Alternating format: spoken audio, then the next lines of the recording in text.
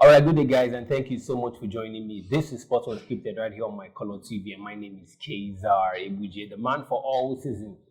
This is what we do the banter. This is where energies collide. This is where football fans appear to represent the badge in front of their jersey with all the energy and passion they have inside them. But today is way different because we're talking about something that has to do with our heritage, our color, our identity, talking about the Super Eagles of Nigeria. Now, over the years, I think we know that the Eagles have lost that fear factor like we know them for, going from the time of Christian Chukwu, Stephen Kechi. But today, it's more like the shadow of their old self. And that brings me to a point where I'll be talking more about it. And to do that thing with me is a guest. And you'll be knowing more about it when we come back from this break. This is the man for all seasons. I'll be right back.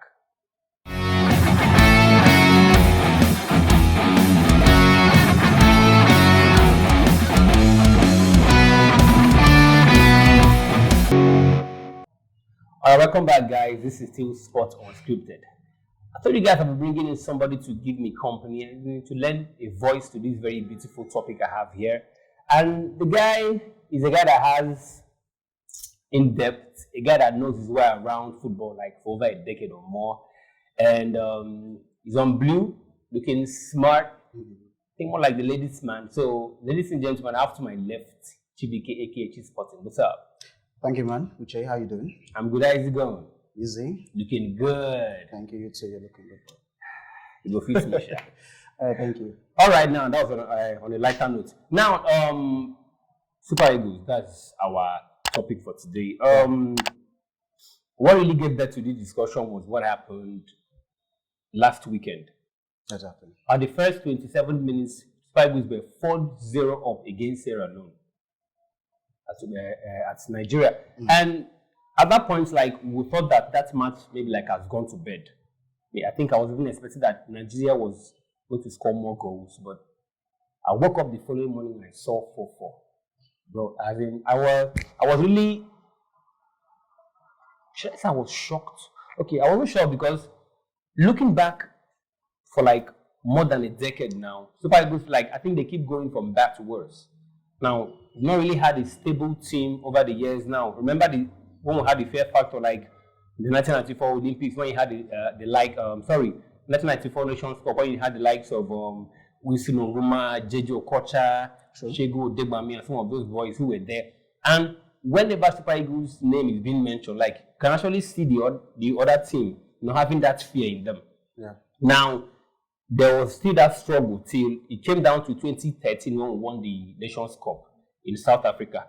That then gave us like another fear factor. But since then, till this very point in time, which is like 7 years till now, we still haven't found that edge. That fear factor, we've lost it. So I want to ask you, what do you really think is the problem? Okay, thank you very much, Uche, for bringing me on the show this beautiful good afternoon. I think the Super Eagles for me they've been a very good transition, especially from 2013.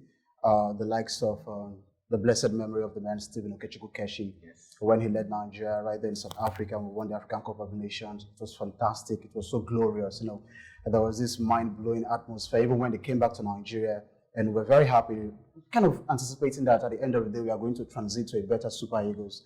But up to now, this is 2020, about 7 years on now, and we're still looking for the typical Nigerian Super Eagles. But I think you made mention of the fear factor. I think Nigeria still have that fear factor because look at the team, parading most of the best players we have in Africa. Nigeria have gotten them, Victor Osimhen, Samuel Chukwueze, and playing in top teams. I think the only African country you want to have a bragging right with them is probably Senegal and maybe Morocco. These are countries, Algeria. These are countries that have fantastic players just like Nigeria. But I think so far, based on what happened between Nigeria and Sierra Leone, right there in Benin City, for me, it's still a shock. But football are like this. This is sport. Sport is always very anticipating, and sometimes it doesn't go to what you really expect. 4-0 was a very big score in that few moments, and the players lacked concentration for me. They lacked concentration to seal up the game. Yes, I was expecting as much as the Sierra Leonean team bounce back to score one goal. They have to come back in the second half to put more pressure on them so they don't sink in more goals. But unfortunately, that couldn't happen. And that's why we find ourselves today. We are talking about the game. People will still talk about the game. Children will talk about the game. And it will still continue even when we get to host Lesotho and when we are being hosted by Benin City, by Benin Republic, I beg your pardon, in the other games. Okay, now that being said, I overheard you mention players like Victor Osimhen, Chukwueze, and Iwobi. Yeah. You know, like owing them to like special players to make our team. Yeah. You know, have that solid spine. But then again, we don't see that thing happening. Because now Iwobi has been with the team for a while. Yeah. Chukwueze, Osimhen has been with the team for a while, but we still haven't found that consistency. Yeah, you know, for me, the coach Genero is a fantastic coach. I'm one of those who would have clamored that Genero should continue as the coach of the Nigerian Super Eagles. He's a fantastic coach. I love the Germans for them to coach any other club side or even a nation's or country, whatever the position in that particular nation. So it's very exciting. Now, I think the problem is that most of these players, they fail to understand that they're professionals.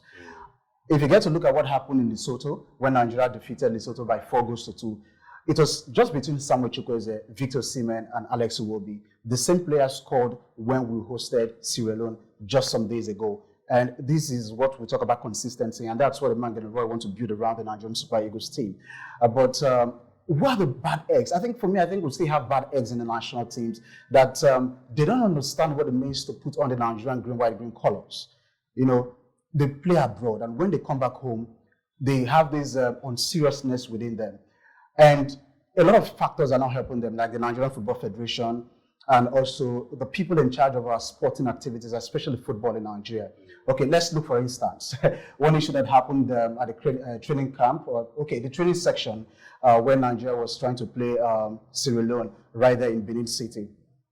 How can you, as the president of the Nigerian Football Federation, practicing with professionals on a very serious game like the African Cup of Nations qualifier, knowing fully well that you did not, you didn't get to the finals of the African Cup of Nations. There was a whole lot of controversies during that game. Remember what happened? Daniel Akpei, Mahrez, the goal, Nigeria, Algeria in the semifinals, yes, and we expected them to bounce and even qualify first because the group, look at the group. We have Benin Republic. They are currently, I think, 16th in Africa rankings based on rankings. We have Lesotho. Lesotho is downwards. We also have Sierra Leone, who is about 36 in the world, if I'm not mistaken. So this is a big issue. Senegal have qualified. Morocco have qualified. Even Mali has qualified. So why would the Super Eagles, who won the bronze medal at the Africa Cup of Nations last year in Egypt, why wouldn't they qualify in such a group that have been a Republic, Lesotho, and Sierra Leone? So I think the players are to be blamed.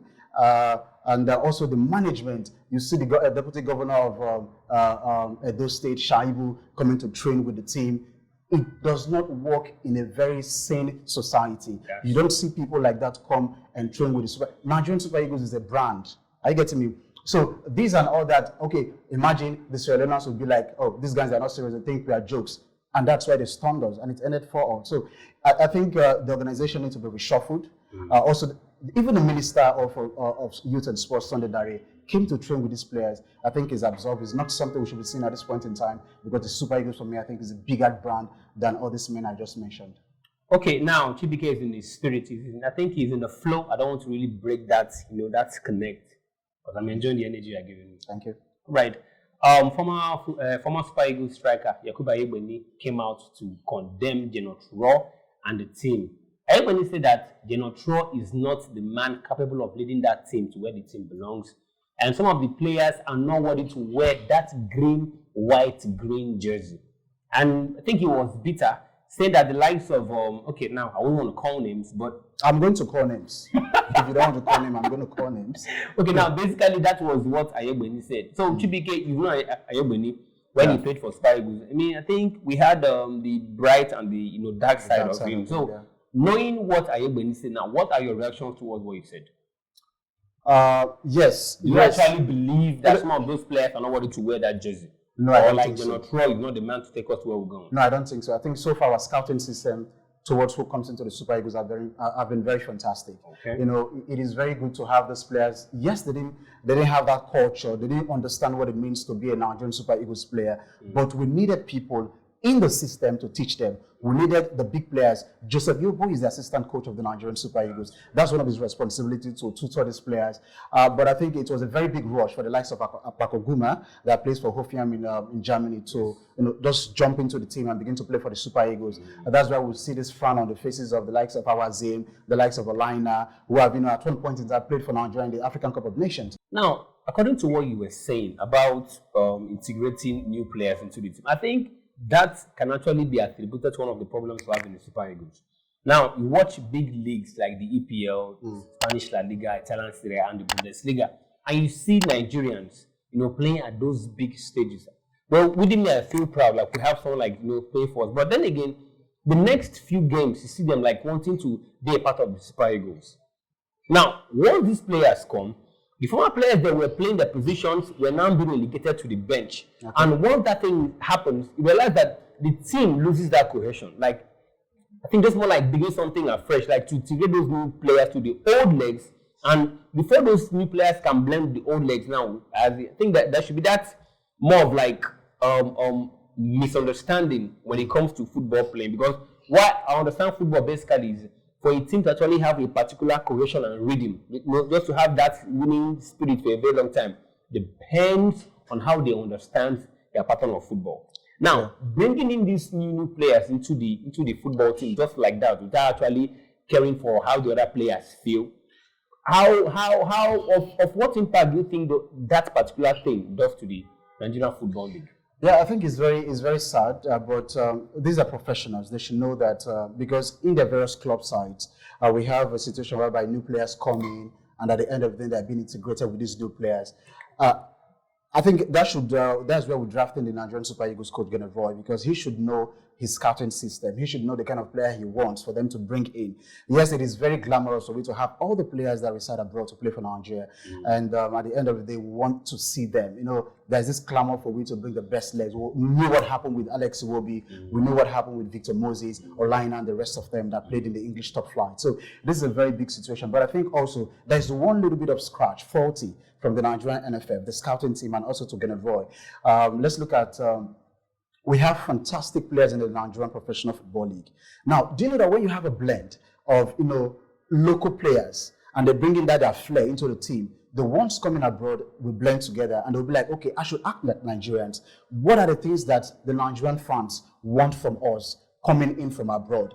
So, but when you see all those players, hey, I'm coming from Germany, I'm coming from Italy, like Maduko, okay, the Ghana has been in the neck of a lot of Nigerians doing this fine boy thing. He doesn't even understand what it means to play the Nigerian green, white, green, to be on the colors of the green, white, green. He's a fantastic goalkeeper. Okay. But most times when they come in with this, will I say, European Fizzy, let's use the word Fizzy, they tend to lose concentration. So I think that's what happened, and it is very unfortunate. And the truth is that, Uche, the truth is that the negativities that happen in the glass house, that's the Nigerian Football Federation, is still lingering around the team. Whereas, for example, I'm just saying in my head, Shaibu, the deputy governor of Benin, coming to train with the team. At the end of the day, we know these things. He's going to say, okay, you guys are doing well, we'll take 5 million naira. Gennett Roy will also be looking at that money. The players will be looking at that money for them to share. So at that particular time, they get destabilized and they won't be focused on what they want to do. And we saw a clip of Kelechi Iheanacho right there in Sierra Leone in Freetown. He said, he was talking to Kamara. He said, yeah, with a vex on, when I go chop and with a vex, what's in a country for Nigeria. At the end of the day, it was all rubbish.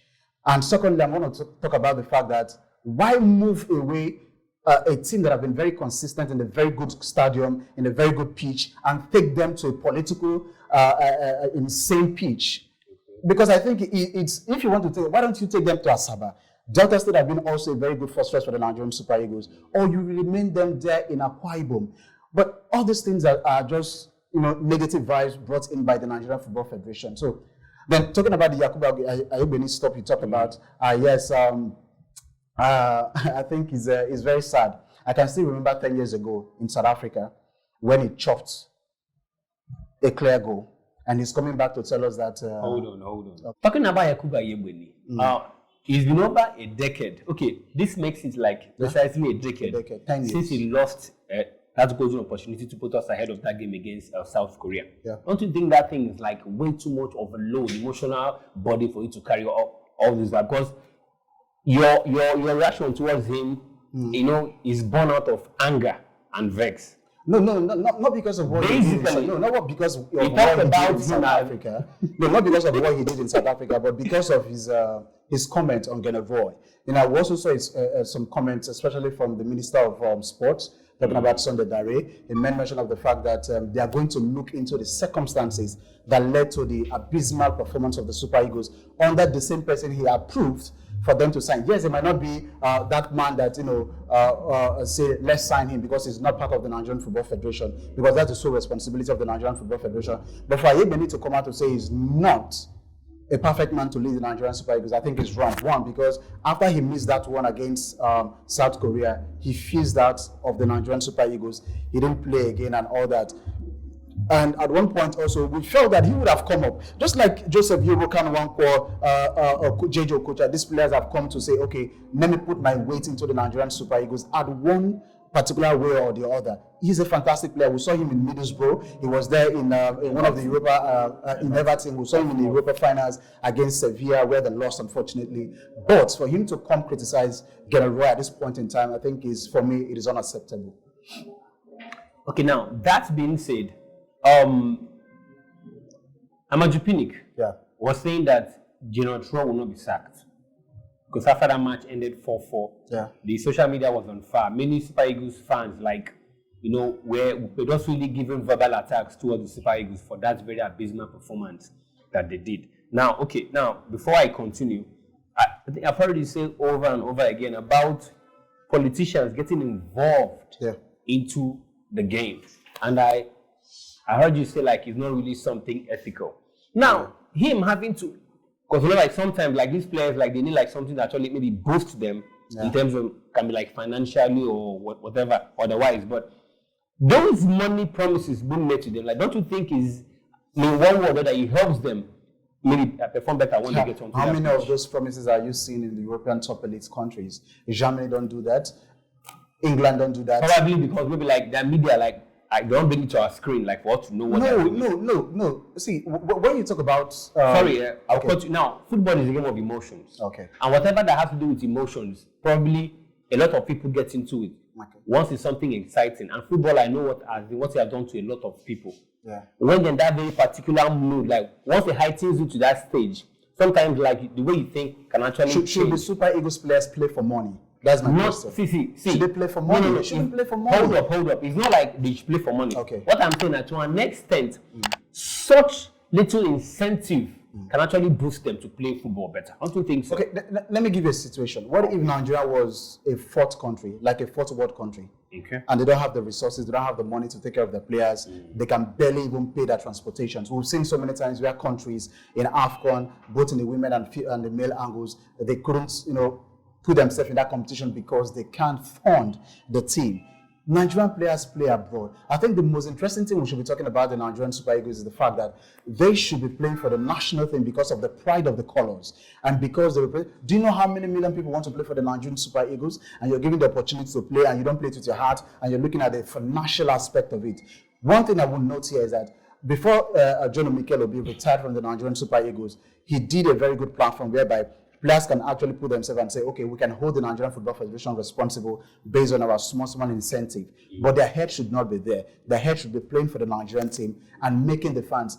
I always liken Nigerian fans to that of the Real Madrid team in Spain because they want results. And you cannot underperform against teams like Sierra Leone, against teams like Benin Republic. Yes, football is very funny. You can lose your games and you may not appreciate it. But what are the things you do at the end of the day to say, okay, fans, there's a way you play football and the fans will be like, okay, we understand this was supposed to happen, but not this game against Sierra Leone.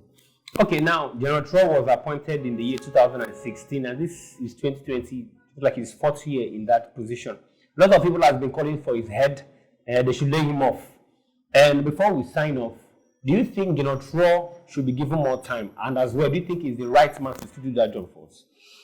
Yeah, I think he's the right man to do the job, to keep Nigeria forward. I think we need consistency, and if he continues, it's going to be very fantastic. But I'm going to call for Gennaro Roy to look into the Nigerian Professional Football League, home-based players, groom them in, and Nigeria is going to be a very better team at the end of the day. All right, now that is just the right amount of info and energy I was expecting from Chibuike, and again, can I get a connect with that? All right, guys, before we sign out, it's going to be like a super Sunday in the EPL. On Sunday is Leicester City versus Liverpool. Liverpool has been ravaged by injuries lately.